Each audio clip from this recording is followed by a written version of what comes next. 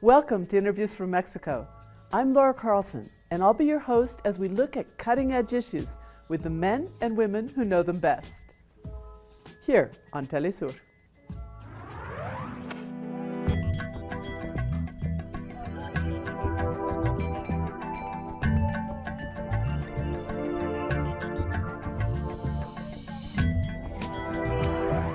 It's well known here and throughout the world that Mexico is facing a human rights crisis.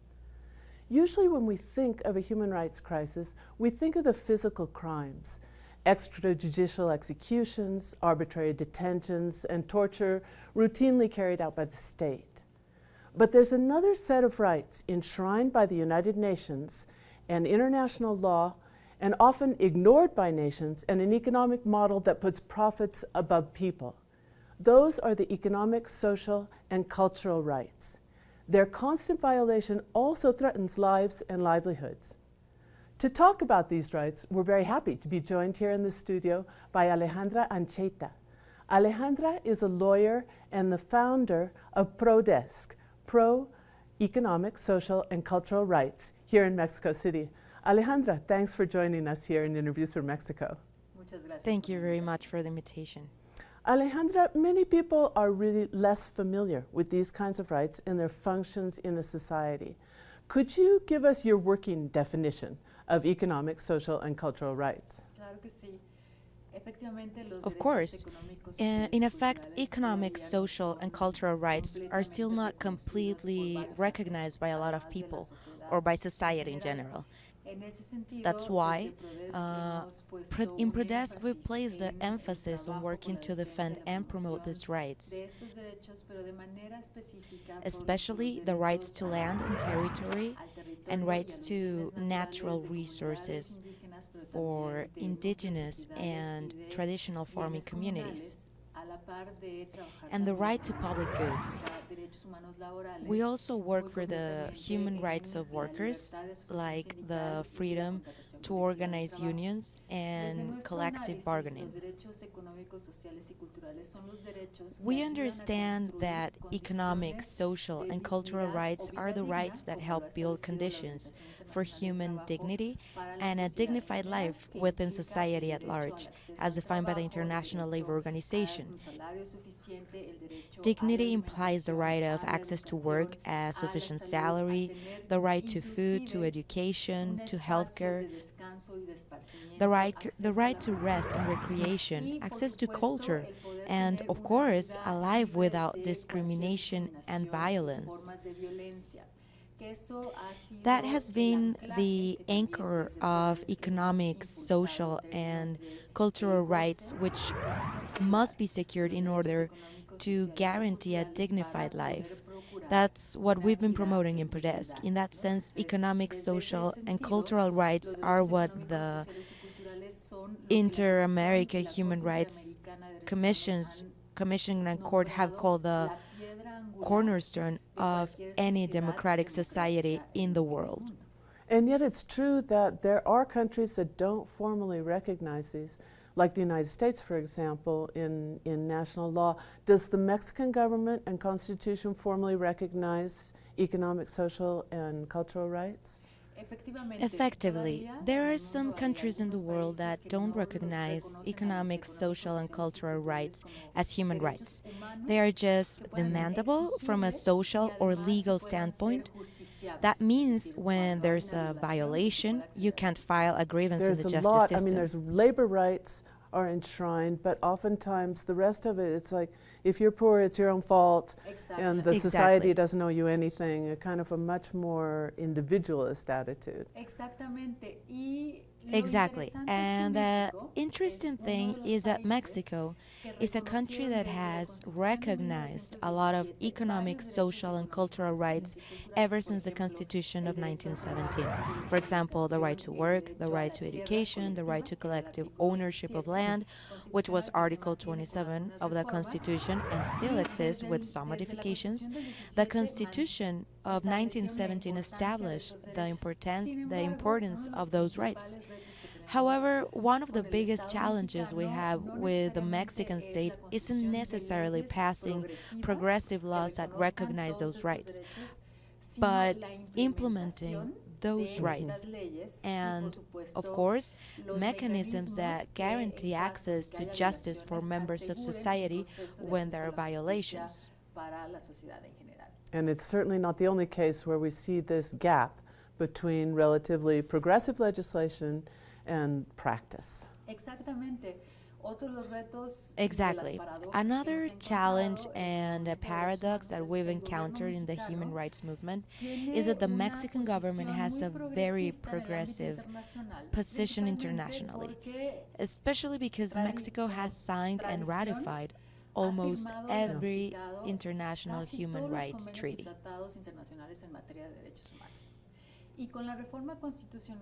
And with the changes to the Constitution in 2011, those international agreements and treaties are part of the legal framework that can be invoked in Mexico. However, we have found a total lack of institutional capacity to recognize human rights across the board, but especially economic, social, and cultural rights, and offer to effective grievance mechanisms. Was it a lack of institutional capacity, or is it a lack of political will, or is it both? I think it's a combination of the two. I think it's a combination of a lack of institutional capacity and a lack of political will to really embrace these possibilities. To what you said a moment ago, we are seeing a warring tendency on the part of the Mexican government, but also governments across Latin America and the world, which is a tendency that rights that have been won are being rolled back. Especially collective rights and the economic, social, and cultural rights that protect indigenous peoples and workers. In Mexico, it's been very evident that over the past 6 years, the current administration has consolidated a series of structural reforms, so-called structural reforms, that are closely related to reforms that allow a greater opening for the overexploitation of what they call natural resources. So you think there's an inherent conflict between the terms of these structural reforms, which are oriented toward economic exploitation of resources, and some of those basic rights? I think so. I think there's a very clear contradiction, and has to do with an economic model then that even the United Nations Working Group on Business and Human Rights, in their last report, they said the current economic model is threatening a lot of important rights, especially collective rights, like the rights of indigenous peoples and organized workers who have the capability of demanding respect for these rights. We are also worried about the legislative reforms that have been passed in Mexico, and in similar ways have also been passed in Argentina and Chile, of course, and also in Honduras, which is going through a very serious human rights crisis, in which international companies are playing a significant role. So, for us, there's a contradiction between the Mexican government's obligation to protect and promote economic, social, and cultural rights, and what is doing by passing these reforms that restrict the exercise of economic, social, and cultural rights. So the current economic model, in which we have modifications in the legal framework of Mexico, and not just Mexico, and we've talked here on the program about the same thing happening or similar things happening in other countries as well, is actually a major factor in the rollback of some of these basic rights that we're seeing. Yes, from our perspective, there is a phenomenon that is taking place across the world, but it's easier to see in some economies, like in Mexico. It's the phenomenon of the corporate capture of the state. Strong phrase. Yes, it implies basically that the state is ceding the area of governance to what economists call the representatives of large capital. In other words, big businesses establish the rules of the game in these countries, and they are becoming more and more the decision makers for public policies. They are taking that power away from the Mexican state. I think that Mexico is a country where you can clearly see the corporate capture of the state. It has different characteristics, but one of these characteristics is very clear. For example, what is called the revolving door, which implies that many government officials who are working in various strategic government agencies get to those positions because they were put there by businesses that have concrete interest in the administration. So that's the phenomenon of the revolving door. They leave the and then companies. later leave there and take multi-million-dollar jobs with the same company. Yeah. Exactly. So this is a very clear phenomenon which has been documented by various organizations. As I said, the UN Working Group on Business and Human Rights stated that it was worried about this phenomenon in its last report, but there hasn't been much proven about what the concrete effects of this kind of phenomenon are for the exercise of economic, social, and cultural rights. And that means having a direct line to policymakers, which is something many citizens don't have. Exactly. That's the point that I think we need to try to show. That through the corporate capture of the state, all those large economic interests become the ones who put their people in positions of influence. And that's going to have implications not just for the businesses, but also in the lives of millions and millions of people in the country. Claro. And those implications are not positive because what we've seen is that every day there are fewer and fewer rich people in the country. In other words, around 10% of the population in Mexico have the most wealth, around 12 families. And there's an increase in the number of Mexicans who live in poverty or extreme poverty.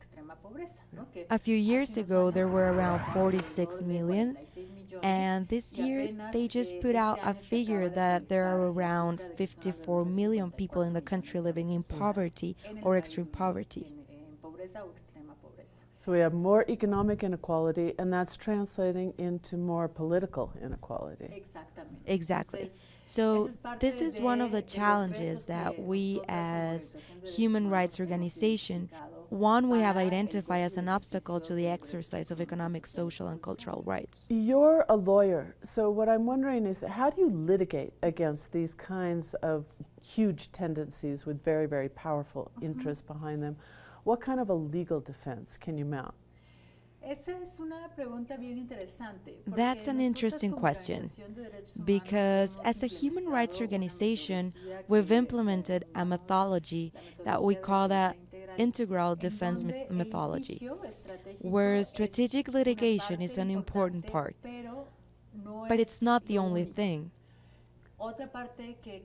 Another part of the strategy in cases where we face action or omission from the state, or when we face economic interests with a lot of power, is the possibility of organizing. ProDESC helps strengthen community organizations and workers' collective to protect people whose rights are being violated by the operations of these companies and the failure of the Mexican state to protect their rights.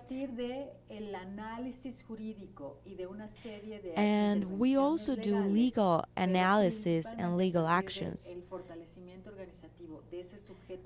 But building collective organization to defend rights is the main way that we've been able to win legal victories that help the affected people.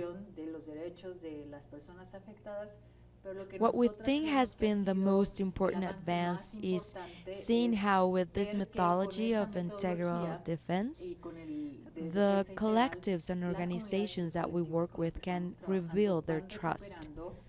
Not necessarily in the state, but their trust in the idea that they have rights and that they have the power to get justice. It's been one of the most difficult things that we identified in the last 12 years, over the past two administrations, that the majority of the population has lost trust, not only in institutions, but in the very idea that they have rights and that they can exercise and demand them. So when people lose faith in the justice system, they also lose faith in their own capacity to defend their rights. Exactly. This is one of the problems that you're facing?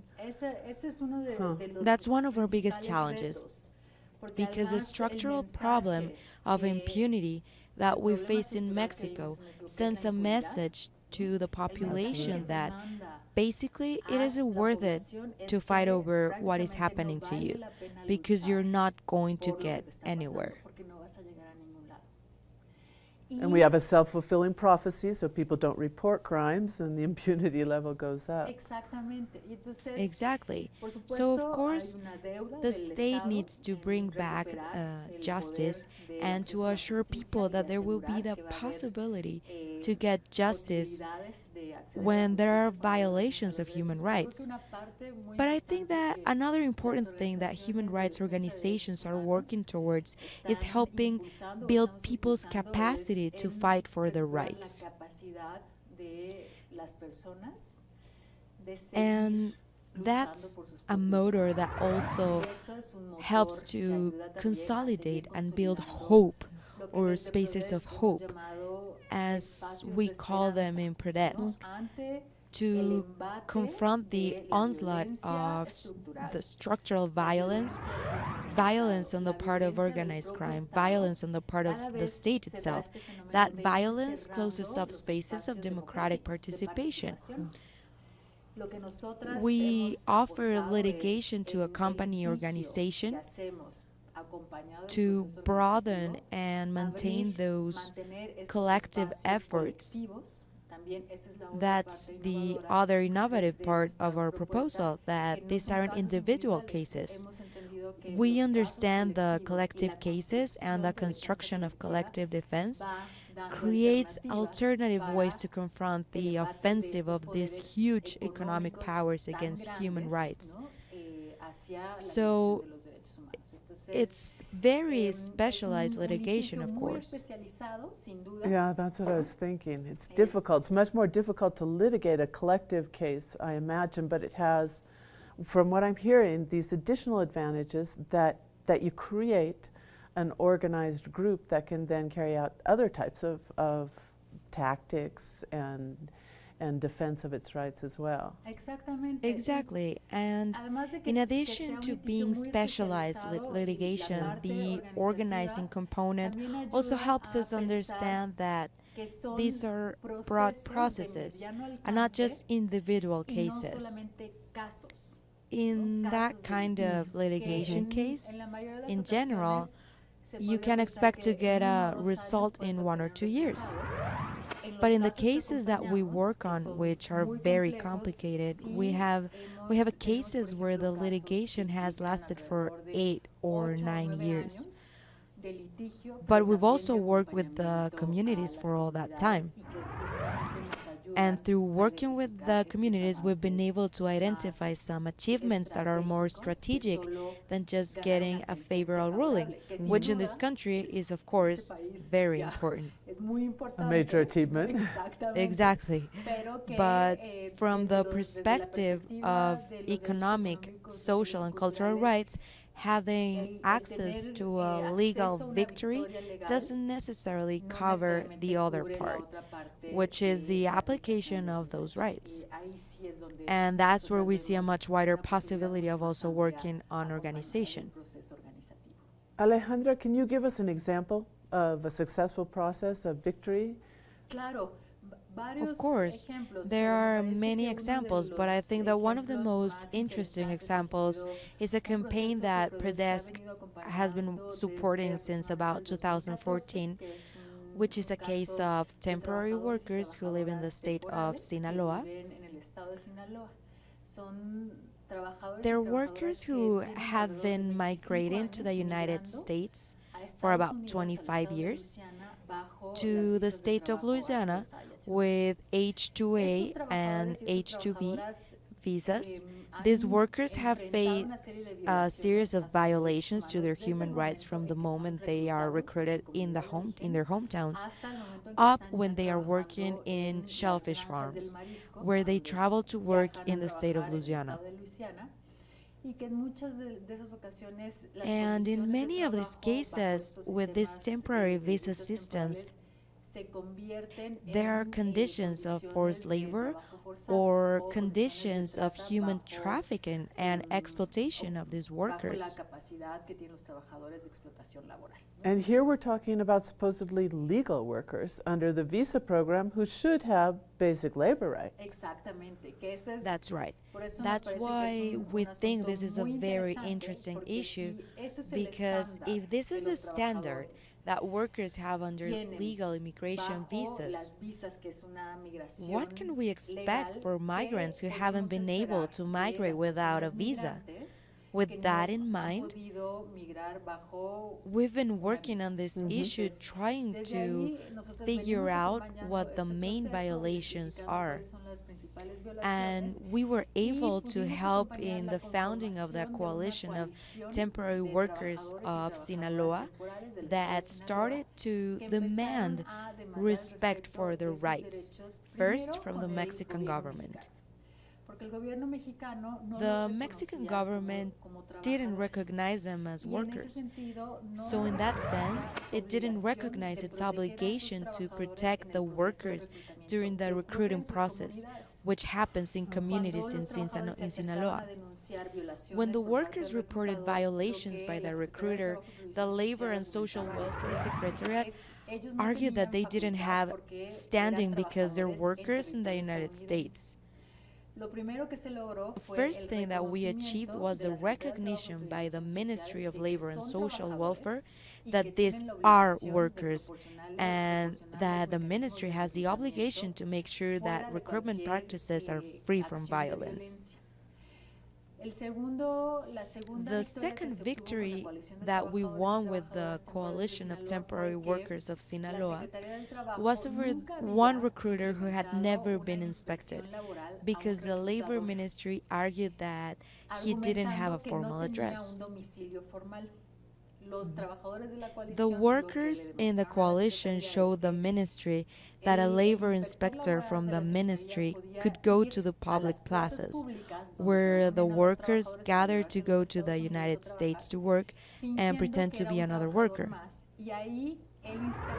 Then the inspector could take note of all of the violations against recruiting regulations, which fall within the jurisdiction of the Labor and Social Welfare Ministry. The workers from the coalition helped the inspector by giving him workers' clothes. Undercover? Yes, exactly. And he was able to go to several meetings and carry out a series of inspections through which he found 28 violations of recruiting regulations. So The Labor and Social Welfare Ministry and prosecutors opened an investigation against that recruiter. They were able to get back the money that the recruiter had defrauded from the workers. Now, that's the first case in Sinaloa, and it's a complicated state where a recruiter is facing prosecution. The recruiter had been defrauding those workers for about 25 years. And these recruiters, are they normally working for a specific company, or are they subcontracted, or are they just frauds? No, the majority of these recruiters are working for an employer, specifically United States employers. So from that position, the employers enjoy a certain degree of impunity because they argue that the recruiter is responsible for the violations and that the employer has no responsibility. Yeah, that's what happens with subcontracting so much. Exactly. In ProDESC, we've been able to create joint liability, and it's called in Mexican and US law between the employers and the recruiters. We achieved that through another project that was also supporting the coalition, which is the Radar project. This project basically lets you send a message to an employer about what their recruiter is doing. That helps confront the legal challenge that we face in the United States, that the employer could always say, it's not my fault because I didn't know.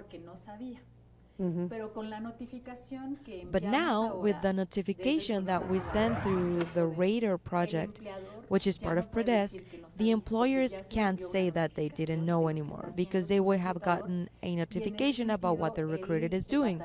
In that sense, the Department of Labor and of any state can start investigating and building joint liability. That has an impact not only to protect these workers in Mexico, but also in the transnational environment.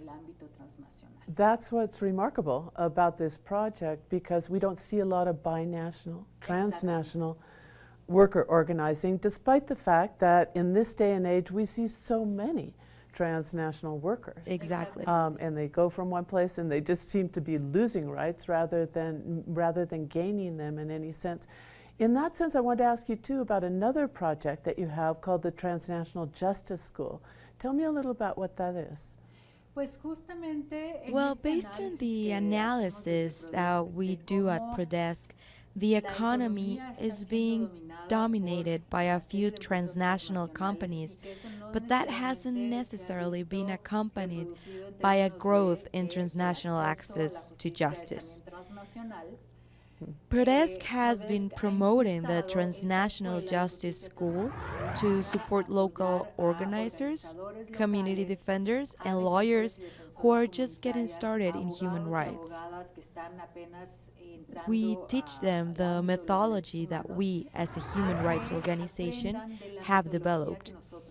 From there, we've tried to train these human rights defenders to incorporate more elements into their strategies, including, of course, strategic litigation and organizing, but also how to investigate corporations. And that helps them realize that many of these local cases that they face have to do with businesses that have come to exploit minerals or transnational companies that develop wind farms in indigenous land and territory. We teach them that the judicial effort isn't the only tool that they have to defend themselves in these situations. And organizing isn't the only way either. We need to understand the businesses and be able to investigate them and identify weak points that we can use in our defensive strategies. That will help us find paths for our strategic litigation and transnational justice. And learning about cases where the same company in many cases has carried out the same type of... Exactly, because that's the other phenomenon that we study in the transnational justice school. Many of the cases that these local defenders are working on are cases about a company that is doing the same thing in Guatemala or in Peru or even in South Africa, because these businesses have a global transnational reach and they reproduce the same human rights violations in different parts of the world. So the Transnational Justice School tries to teach people new tools to think about how to build new paths to justice in this context of globalization and the corporate capture of the state. Well, it's certainly a service that's much needed and covering gaps not only in international legal system, but also in the power structures that we're seeing evolving today. Alejandra Ancheita, thank you so much for being with us. Thank you so much for the invitation. And thank you. We'll be back next week on Interviews from Mexico.